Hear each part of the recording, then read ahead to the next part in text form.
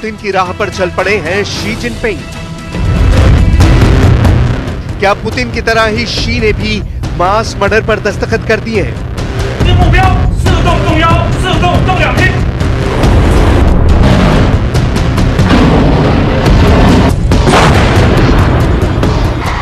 Taiwan के पास चीन का युद्ध अभ्यास क्या स्पेशल ऑपरेशन वाले खूनी डॉक्यूमेंट का हिस्सा है?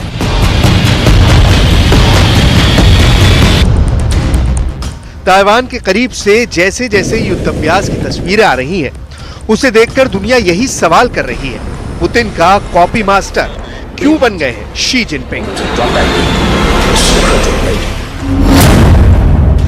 अगर ऐसा नहीं होता तो पुतिन की तरह शी जिनपिंग का न्यूक्लियर बंकर भी एक्टिव नहीं हुआ होता।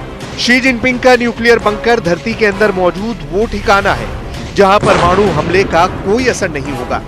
चीन का ये खुफिया परमाणु बंकर कहां है? अगर चीन पर परमाणु हमला हो गया तो चीन के प्रेसिडेंट समेत सेना के टॉप ऑफिशियल कहां शरण लेंगे?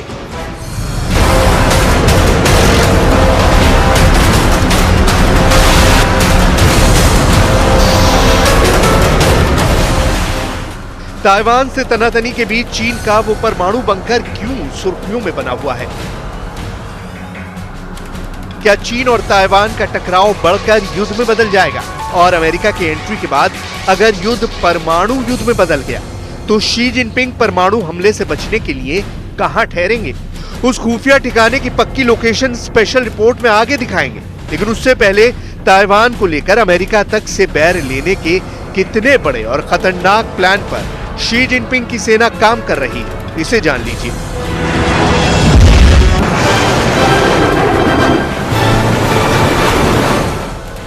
क्योंकि दावा तो यहां तक किया जा रहा है कि नैन्सी पेलोसी के ताइवान दौरे के बाद चीन ने जिस युद्ध अभ्यास की शुरुआत की उसकी प्लानिंग महीनों पहले की गई थी।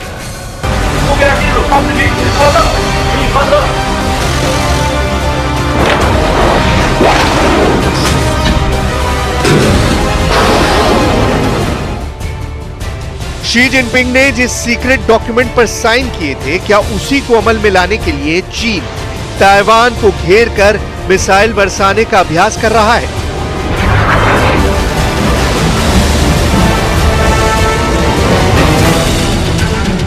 क्या चीन ने वाकई ताइवान पर हमले की तैयारी कर ली है?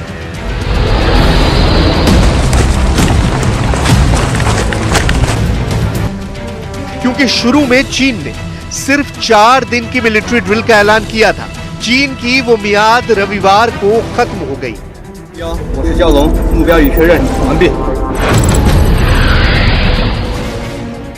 लेकिन इंटरनेशनल मीडिया का दावा है कि चीन अभी भी ताइवान के आसपास युद्ध का अभ्यास कर रहा है। सवाल ये भी उठ रहे हैं कि क्या ये युद्ध अभ्यास सिर्फ ताइवान को डराने के लिए है या फिर ताइवान पर हमले से पहले की रिहर्सल?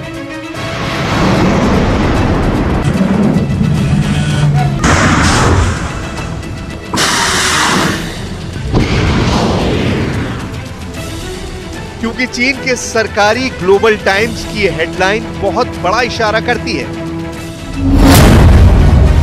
ग्लोबल टाइम्स में लिखा है कि पीएलए पूर्वी थिएटर कमांड ने सोमवार को भी ताइवान द्वीप के पास अभ्यास जारी रखा। साथ ही यह दावा भी किया गया कि वो ताइवान द्वीप के पास पानी में अभ्यास जारी रखेगा।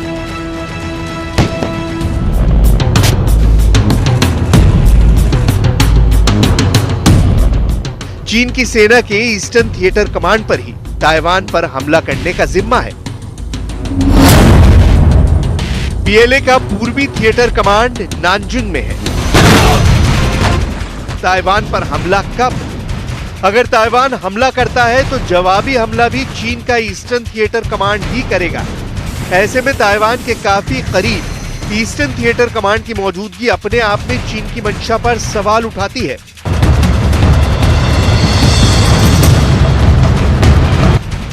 अगर ऐसा है तो क्या जिनपिंग ने अमेरिका से भी लड़ने का प्लान बना लिया है?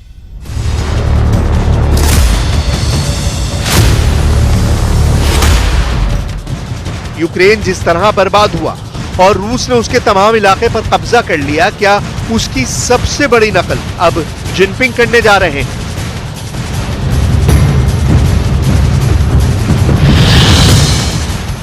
क्या पुतिन को कॉपी करने के चक्कर में जिनपिंग ने एक बहुत बड़ा प्लान बना लिया है, जिसने एक बहुत बड़े युद्ध का खतरा बढ़ा दिया है?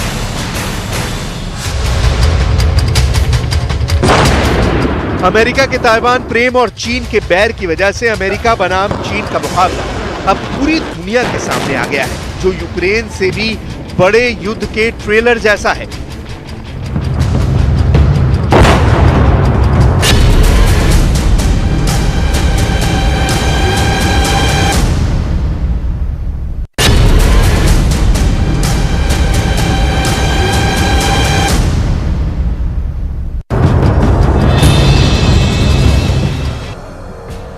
और इसका एक बड़ा इशारा चीन की सरकारी मीडिया ने पहले ही दे दिया है। ये ग्लोबल टाइम्स की वो रिपोर्ट है जो जापान से लेकर अमेरिका और सबसे ज्यादा ताइवान को परेशान करने वाली है। इसमें साफ साफ लिखा है कि जिनपिंग ने चीन के मिलिट्री ऑपरेशन, जिसे युद्ध नहीं कहा जाएगा, उसको मंजूरी दे दी है।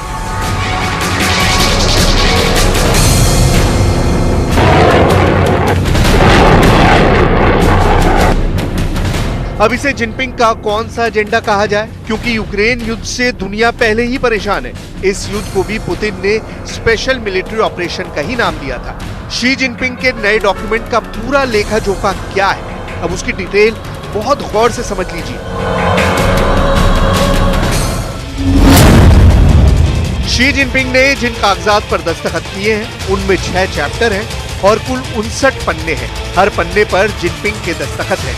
इसमें कमांड स्ट्रक्चर से लेकर मिशन की डिटेल्स और उससे जुड़ी बातें साफ की गई हैं। सबसे बड़ी बात यह कि इसमें युद्ध का नाम लिए बगैर स्पेशल मिलिट्री ऑपरेशन का जिक्र है। ठीक उसी तरह जैसे यूक्रेन में चल रही जंग को पुतिन ने युद्ध का नाम न देकर स्पेशल मिलिट्री ऑपरेशन कहा है और उनके तमाम ऑर्डर इसी नाम से आगे बढ़ाए जाते हैं। और अब जिनपिंग ने भी यही स्ट्रैटेजी अपना ली है।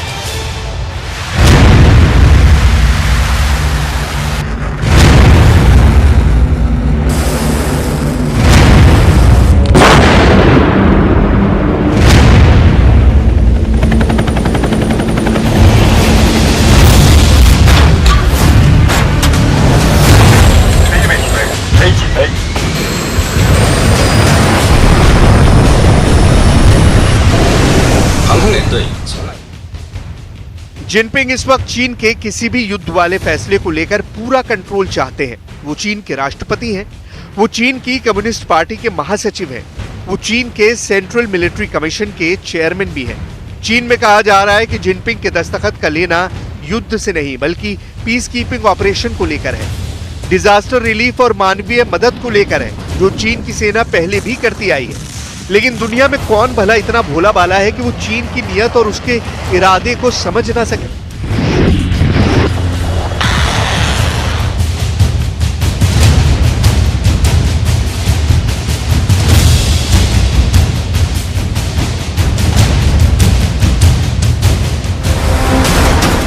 ताइवान के करीब युद्ध अभ्यास के साथ ही चीन ने येलो सागर और वोही सागर में युद्ध अभ्यास का ऐलान किया है।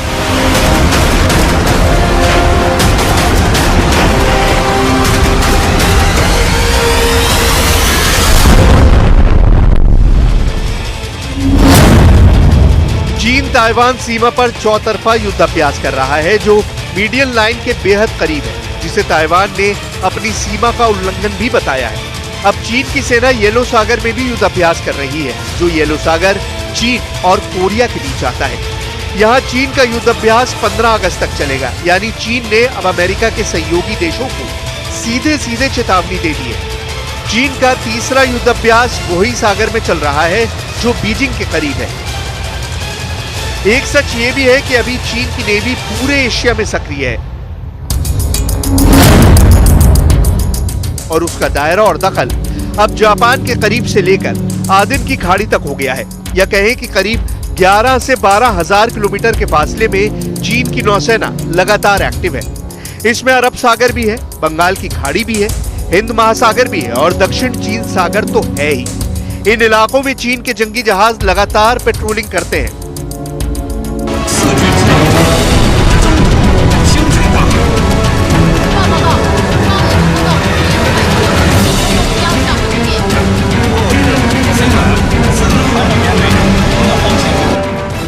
लेकिन उसकी नौसेना के पास अनुभव नहीं है। अमेरिका से भी बड़ी नौसेना होने के बावजूद उसके पास इतनी हिम्मत नहीं कि वो चीन से दूर जाकर कोई बड़ी जंग करके दिखाए।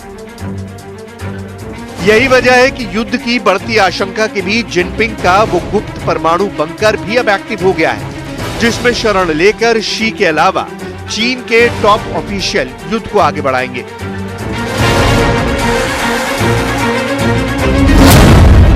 चीन का ये परमाणु बंकर बीजिंग में सरकार के मुख्यालय से 20 किलोमीटर उत्तर पश्चिम में एक राष्ट्रीय उद्यान के नीचे बनाया गया है, जो पीएलए के ज्वाइंट बैटल कमांड सेंटर का हिस्सा है। यहां जाने का रास्ता बीजिंग शहर के बीचों बीच मौजूद फॉरबिडन सिटी से डायनामेन वेस्ट स्ट्रीट से आगे बढ़कर जिजुयुआन रोड से होते हुए मिंजुआंग रोड और वहां से हनहे रोड से आगे बढ़कर फॉरेस्ट पार्क पहुंचती है और वहीं चीन ने अपने सबसे खास परमाणु बंकर को बना रखा है।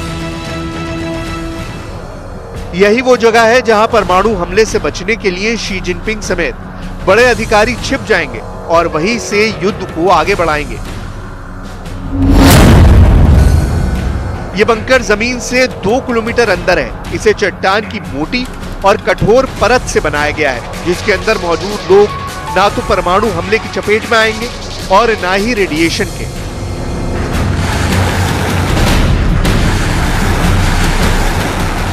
न्यूक्लियर बम के चलते एक बड़ा धमाका होता है। अगर इसके सीधे संपर्क में कोई आ जाए तो उसे ये पता भी नहीं चलेगा कि वो कब राख बन गया। इन धमाकों के बाद सबसे खतरनाक चीज रेडिएशन होती है। इसी से बचने के लिए बंकर बनाए जाते हैं। आखिर ये न्यूक्लियर बंकर काम कैसे करता है, इसे जान लीजिए। ये जमीन के नीचे बने घर की तरह होते हैं। इनकी दीवार मोटी कंक्रीट से बनी होती है ताकि रेडिएशन न पहुंचे। बंकरों में ऑक्सीजन और खाने पीने की व्यवस्था होती है, क्योंकि धमाके के कई दिनों बाद तक उसी में रहना होगा। शीत युद्ध के बाद चीन में बड़ी तादाद में न्यूक्लियर बंकर बने थे, लेकिन खासकर शी जिनपिंग के लिए बनाया गया ये बंकर पीएलए के सेंट्रल मिलिट्री कमीशन के ज्वाइंट बैटल कमांड सेंटर का हिस्सा है। इसके बारे में दुनिया को पता 2016 में उस वक्त चला था जब शी जिनपिंग ने ज्वाइंट बैटल कमांड सेंटर का दौरा किया और प्रोपेगेंडा के तहत चीन की सरकारी मीडिया ने इसका लाइव प्रसारण किया था। ज्वाइंट कमांड सेंटर को पीएलए का दिमाग माना जाता है। यही वो जगह है जहां युद्ध से जुड़े फैसले लिए जाते हैं, खुफिया जानकारियों का विश्लेषण किया जाता है, युद्ध क्षेत्रों की निगरानी की जाती है और सैन्य अभियान का आदेश जारी किया जाता है।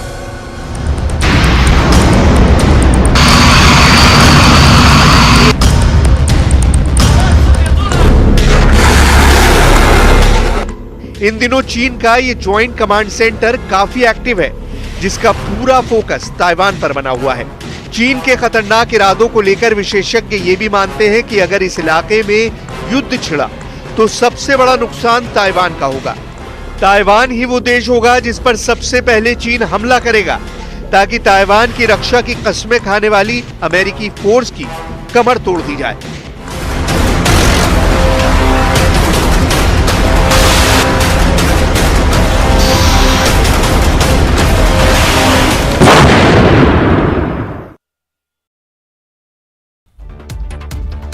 नीति आयोग की बैठक में पीएम मोदी ने किया गौधन न्याय योजना का जिक्र। सीएम भूपेश बघेल ने शहरों में भी मनरेगा लागू करने का दिया सुझाव।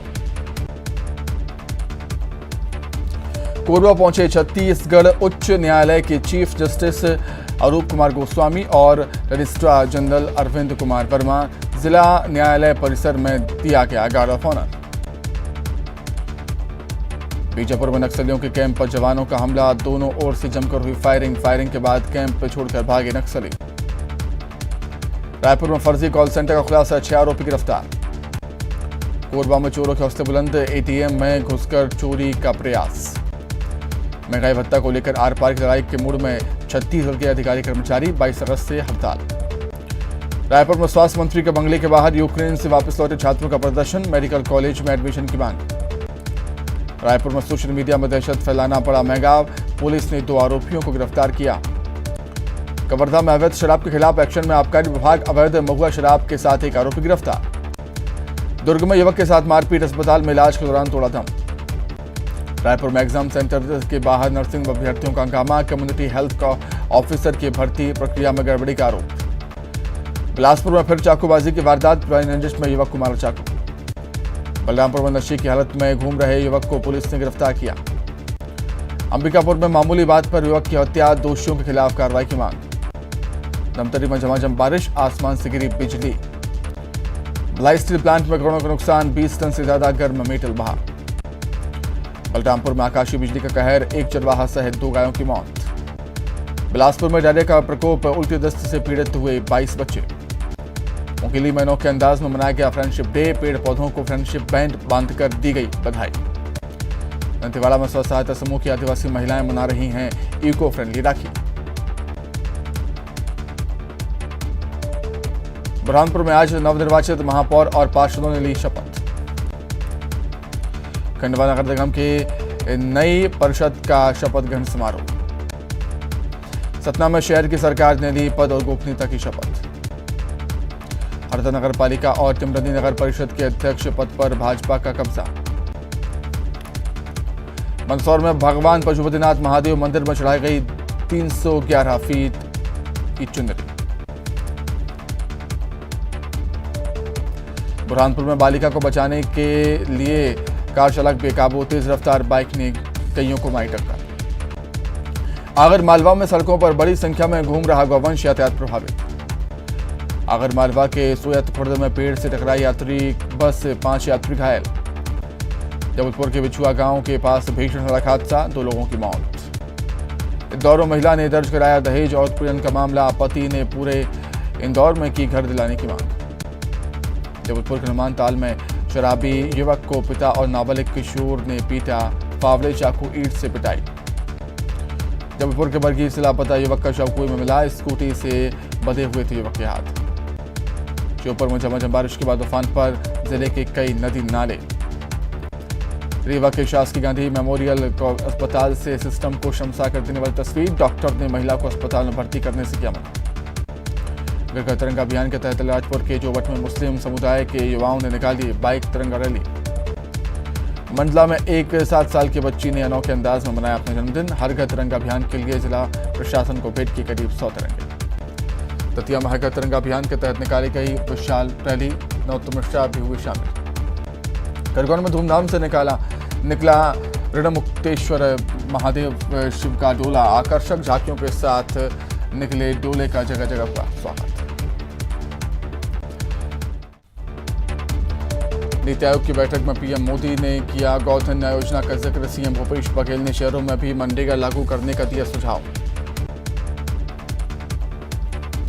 कोरबा पहुंचे छत्तीसगढ़ उच्च न्यायालय के चीफ जस्टिस अरूप कुमार गोस्वामी और रजिस्ट्रार जनरल अरविंद कुमार वर्मा। जिला न्यायालय परिसर में दिया गया गार्ड ऑफ ऑनर।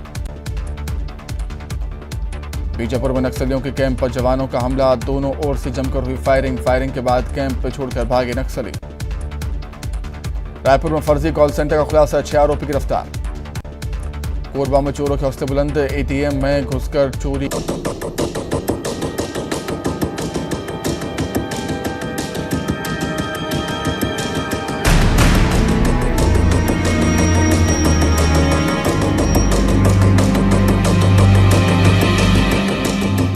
चीन के विदेश मंत्रालय के इस बयान का सीधा सा मतलब है कि ड्रैगन ताइवान के बहाने अमेरिका को धमकी दे रहा है।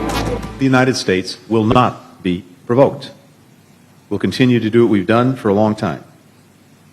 We'll support cross-strait peace and stability and a free and open Indo-Pacific. You'll see that in the days and weeks ahead. We will stick by our allies and partners and work with and through regional organizations to enable friends in the region to make their own decisions, free from coercion. We'll take further steps to demonstrate our commitment to the security of our allies in the region, including Japan. We will fly, sail, and operate wherever international law allows. We'll continue to conduct standard air and maritime transits through the Taiwan Strait, consistent with our long-standing approach to working with allies and partners to uphold freedom of navigation and overflight, which has enabled the region's prosperity for many decades.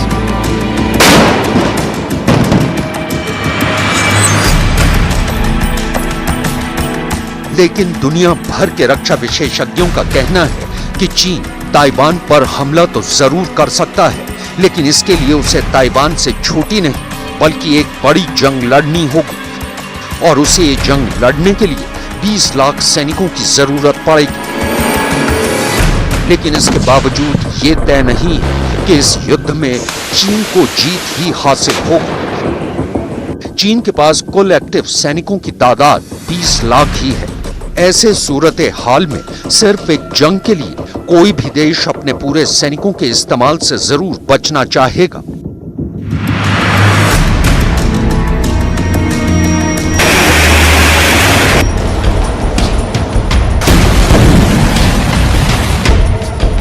दरअसल Nancy Pelosi के दौरे से गुस्साए चीन ने युद्धाभ्यास के नाम पर ताइवान को घेरते हुए बड़े पैमाने पर जंगी जहाजों, एयरक्राफ्ट कैरियर और पनडुब्बियों की तैनाती कर रखी है। ताइवान का कहना है कि ये हमले की तैयारी जैसा दिख रहा है। चीन ने इस बार भी खुलेआम कहा है कि वो चीन की संप्रभुता का उल्लंघन करने वालों को कड़ा सबक सिखाना चाहता है और अगर इसके लिए उसे ताकत का इस्तेमाल भी करना पड़ा तो वो पीछे नहीं हटेगा। चीन के युद्धाभ्यास की वजह से ताइवान को कई शिपिंग रूट बंद करने पड़े हैं। यही वजह है कि इस वक्त दक्षिण चीन सागर जंग के लिए हॉटस्पॉट बना हुआ है। 美国众议长佩洛西不顾中方坚决反对和反复交涉，实际上在美国政府的纵容和安排下，明目张胆窜访中国台湾地区，这一倒行逆施，严重侵犯中国主权，严重干涉中国内政，严重违背美方所做的承诺，严重危害台海的和平稳定。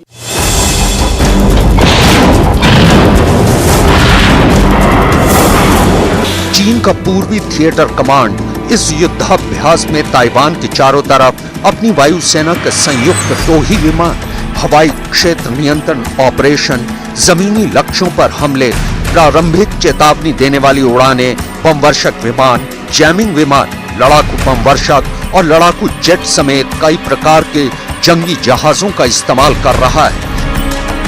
इस दौरान उसके कई बमवर्षक विमानों ने ताइवान स्ट्रेट में उत्तर से दक्षिण और दक्षिण से उत्तर तक उड़ानें भरी, जबकि कई लड़ाकू विमानों ने विध्वंसक युद्धपोतों के साथ संयुक्त अभ्यास किया। बीते 4 दिनों में चीन ने ताइवान के आसपास सैकड़ों विमान और ड्रोन उड़ाए और दर्जनों मिसाइलें दागी हैं। दुनिया भर के रक्षा विशेषज्ञों का यह भी मानना है कि चीन ताइवान पर सितंबर के अंत या फिर अक्टूबर तक हमला कर सकता है। दरअसल अक्टूबर 2022 में चीन में नए राष्ट्रपति का चुनाव होना है। इस चुनाव में शी जिनपिंग की तीसरी बार ताजपोशी को तय माना जा रहा है।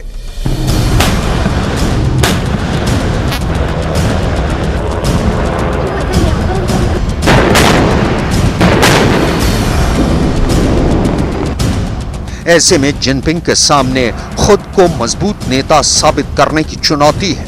यही वजह है कि वो ताइवान के खिलाफ अपने सख्त रुख को पूरी दुनिया के सामने पेश करने के लिए बेचैन है।